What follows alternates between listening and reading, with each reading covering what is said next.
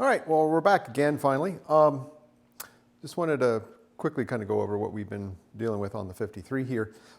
The intake manifold was leaking a bit, and it had the original cork valve gaskets on it. And if you look carefully, let's see if I can show you in this, you may notice that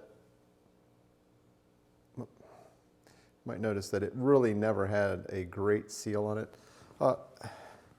This seal has probably been on here probably for about 40 years, and it's been leaking for a long time.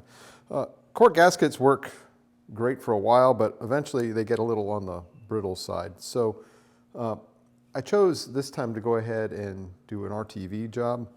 And well, rather than me talking about it here, let's just take a look.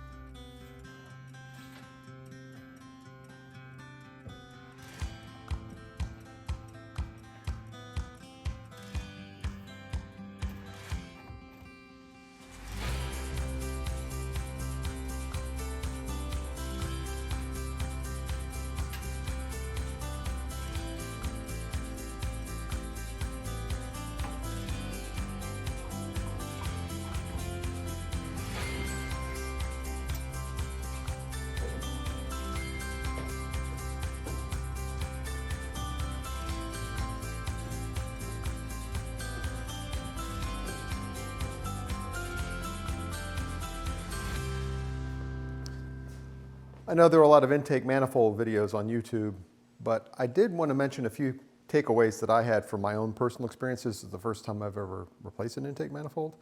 And there were a couple of things that I didn't see in other videos that I figure I could just mention for those who haven't done it themselves and are interested in doing it. There are going to be probably some folks who are watching this video who are like, well, of course, what are you thinking? So a couple of things just wanted to mention. When you're putting down the RTV, don't skimp on the quantity you put down. The intake manifold in the valley, there's a bit of a gap, and of course the cork kind of reveals that there's some thickness to that. I didn't put down enough, and when I did my first test drive, guess what? I had an oil leak, so I had to go and rip everything off and do it all over again. So that's one.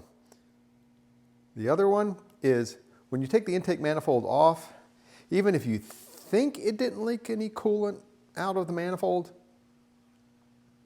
pretty much guaranteed that it did.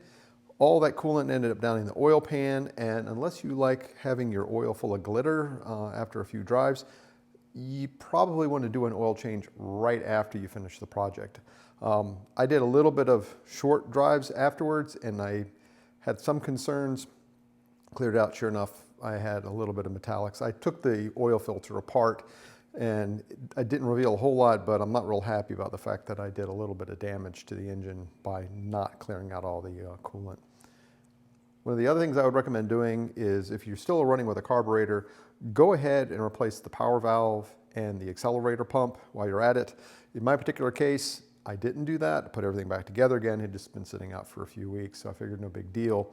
But it turned out that the power valve was already starting to leak, and leaked all over the new paint that I had on the intake manifold, which gasoline and paint really don't go together well in making a mess. So ultimately, when I had to redo all the work because of the RTV problem, ended up going and repainting everything. And that's basically it. No. I guess that's it.